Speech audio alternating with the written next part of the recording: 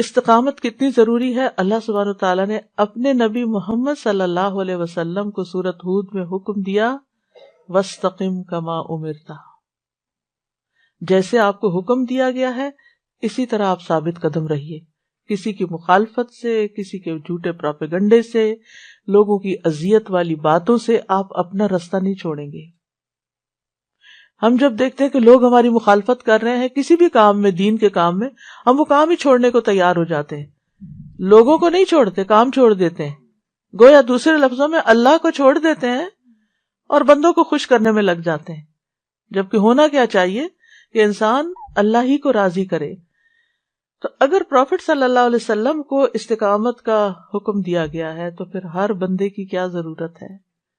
استقامت، یعنی ہم میں سے ہر ایک شخص کو ہدایت پر استقامت کی سخت ضرورت ہے۔ اور دل بدلتا رہتا ہے، دل کی حالت بدلتی رہتی ہے، اس لیے ہدایت پر قائم رہنا نہایت ضروری ہے۔ حضرت ام سلمہ سے پوچھا گیا، اے ام المومنین، جب رسول اللہ صلی اللہ علیہ وسلم آپ کے پاس ہوتے تو کون سی دعا بکثرت پڑھتے تھے؟ انہوں نے کہا، آپ زیادہ تر یہ دعا پڑھتے، یا مقلب القلوب ثبت قلبی علی دینک، اے دلوں کو الٹ پلٹ کرنے والے، میرے دل کو اپنے دین پر ثابت قدم رکھ۔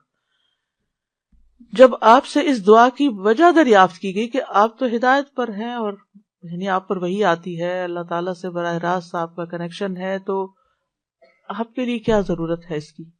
آپ نے فرمایا، ہر آدمی کا دل اللہ تعالیٰ کی انگلیوں میں سے 2 انگلیوں کے درمیان ہے، اس کی مرضی ہے کہ جس کو چاہے راہ ہدایت پر ثابت رکھے، جس کو چاہے گمراہ کر دے۔ اور اس سے بہت ڈر لگتا ہے، کیونکہ بعض اوقات جب یہ سننے میں آتا ہے کہ کوئی شخص دین میں بہت آگے تھا اور پھر اس نے سب کچھ چھوڑ دیا اور دوسری راہ پہ نکل گیا، تو بہت دکھ ہوتا ہے اور پریشانی، اپنی ذات کی پریشانی لگ جاتی کہ اللہ تو ہمیں ثابت قدمی عطا فرمانا۔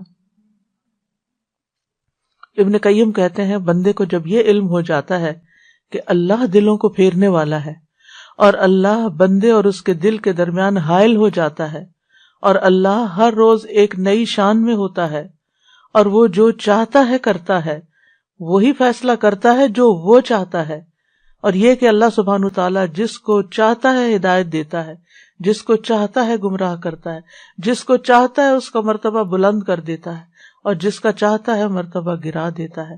اور جیسا کل ہم نے پڑھا، تؤتی الملک من تشاء وتنزع الملک ممن تشاء وتعز من تشاء وتذل من تشاء۔ تو یہ بندہ اسباب سے بے خوف نہیں ہوتا کہ اللہ اس کے دل کو نہیں پھیرے گا، اور اللہ اس کے اور اس کے دل کے درمیان حائل نہیں ہوگا، اور دل کو سیدھا کرنے کے بعد اس کو ٹیڑھا نہیں کرے گا۔ یعنی جب بندے کو یہ پتہ چل جاتا ہے تو پھر بندہ فکر میں پڑ جاتا ہے کہ اللہ تعالیٰ تو کچھ بھی کر سکتا ہے، تو میرے عمل تو ایسے نہیں ہیں کہ جن پر میں بھروسہ کروں اور میں سمجھوں مجھے کچھ نہیں ہوتا، نہیں۔ اور اللہ سبحانہ تعالیٰ نے اپنے مومن بندوں کی تعریف اس آیت میں کی ہے کہ ربنا لا تزغ قلوبنا بعد اذ ہدیتنا وہب لنا من لدنک رحمہ انک انت الوہاب۔ اے ہمارے رب، ہدایت دینے کے بعد ہمارے دلوں کو ٹیڑھا نہ کرنا، اور ہمیں اپنے پاس سے رحمت عطا فرما، بے شک تو ہی بہت عطا کرنے والا ہے۔ اپنے پاس سے رحمت عطا فرما۔ تو اگر دلوں کے ٹیڑھا ہونے کا ڈر نہ ہوتا تو اللہ کے یہ بندے اللہ سے یہ دعا نہ مانگتے۔ اور دل پلٹنے کی مثال کیسے ہے؟ رسول اللہ صلی اللہ علیہ وسلم نے فرمایا، بے شک دل کو قلب اس لیے کہا جاتا ہے کیونکہ وہ الٹ پلٹ ہوتا رہتا ہے، اور دل کی مثال تو اس پر کسی ہے جو کسی درخت کے تنے کے ساتھ لٹکا ہوا ہے۔ دل بھی آپ دیکھیں نا، ایسی شیپ اس کی ایسی ہی ہے کچھ، وہ اسے الٹ پلٹ کرتی رہتی ہے، کبھی سیدھا کبھی الٹا، یعنی لٹکی ہوئی چیز جب ہوا کے تھپیڑوں سے آگے پیچھے ہوتی رہتی ہے۔ تو ہمارے آس پاس بھی خواہشات کی، شکوک و شبہات کی آندیاں چلتی رہتی ہیں اور دل ہلتے جلتے رہتے ہیں۔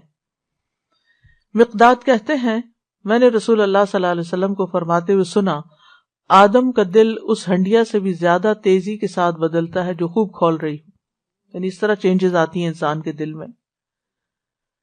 انبیاء ایمان کی کمی یا اس کے زوال سے خوف کھاتے تھے، اسی لیے ابراہیم علیہ السلام نے یہ دعا مانگی تھی وَجْنُبْنِي وَبَنِيَّ أَن نَعْبُدَ الْأَصْنَامَ، کہ مجھے بھی اور میری اولاد کو بھی اس بات سے بچائے رکھنا کہ ہم بتوں کی عبادت کریں۔ ابراہیم علیہ السلام دعا مانگ رہے کہ یا اللہ میں کبھی بتوں کی عبادت نہ کروں۔ یوسف علیہ السلام نے کیا دعا مانگی تھی؟ توفنی مسلمن، سبحان اللہ، اتنی زندگی اللہ نے ان کو ہدایت پر رکھا، ابھی بھی فکر مند ہیں اور کہتے ہیں توفنی مسلمن والحقنی بالصالحین، اللہ مجھے اسلام کی حالت میں فوت کرنا اور مجھے نیک لوگوں کے ساتھ ملا دینا۔ تو ایمان کی تجدید ہر انسان کے لیے ضروری ہے۔ نبی صلی اللہ علیہ وسلم نے فرمایا یقیناً ایمان تمہارے پیٹوں میں اس طرح پرانا ہو جاتا ہے جس طرح کپڑا پرانا ہو جاتا ہے، بس تم اللہ سے سوال کیا کرو کہ وہ تمہارے دلوں میں ایمان کی تجدید کرتا رہے۔ اسی لیے پھر ہم ہر نماز میں دعا کرتے رہتے ہیں اہدنا الصراط المستقیم، یعنی ہر نماز کے بعد پھر ہم واپس لوٹیں اپنی جگہ اور پھر صحیح رستہ اختیار کریں اور موت تک یہ حالت رہے ہماری، ولا تموتن الا وانتم مسلمون، اور تمہیں ہرگز موت نہ آئے مگر اس حال میں کہ تم مسلم ہو۔ اور پھر آپ دیکھیے کہ ایک دنیا کا صراط ہے اور ایک آخرت کا صراط ہے۔ دنیا میں صراط مستقیم ہے جس کی ہم ہدایت مانگتے ہیں، جس پہ چلتے رہنے کی توفیق اور استقامت کی توفیق مانگتے ہیں، اور ایک ہے آخرت میں جنت میں پہنچنے کے لیے ایک برج، پل صراط جس کو کہتے ہیں، اس پر بھی بہت پھسلن ہے اور اس پر بھی ثابت قدمی کی بہت ضرورت ہے۔ جتنا جتنا انسان کا قدم اس راستے میں یعنی اللہ کی طرف جانے کے راستے میں مضبوطی سے جم جاتا ہے، اتنا ہی اس کا پاؤں صراط پر جمے گا اور جنت میں جانے کے لیے اس کو آسانی ہوگی۔ جس رفتار سے وہ دنیا میں صراط مستقیم پر چلے گا اسی رفتار سے وہ پل صراط پر چلے گا۔ کچھ لوگ بجلی کی تیزی سے وہاں گزر جائیں گے، کچھ لوگ پلک جھپکنے کی مانند گزر جائیں گے۔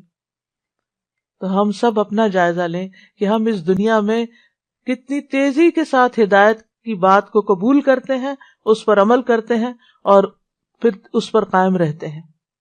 یہ ڈٹرمن کرے گا کہ آپ پل صراط پر کس طرح گزریں گے۔ یعنی انسان اپنے پل صراط پہ چلنے کی رفتار کو دنیا میں صراط مستقیم پر چلنے کی رفتار سے ناپ لے، یعنی پورا بدلہ ہے حل تجزون الا ما کنتم تعملون۔ تو دنیا میں جیسے اعمال ہوں گے ویسا ہی پل صراط پر معاملہ ہوگا۔ پل صراط نبی صلی اللہ علیہ وسلم نے فرمایا پل صراط سے لوگ اپنے نور کے مقدار کے مطابق گزر جائیں گے۔ بعض وہ ہوں گے جو آنکھ جھپکنے کی دیر میں گزر جائیں گے، بعض وہ ہوں گے جو بجلی کی طرح، جیسے بجلی چمکتی ہے نا اتنی دیر میں گزر جائیں گے، بعض بادلوں کی طرح گزریں گے۔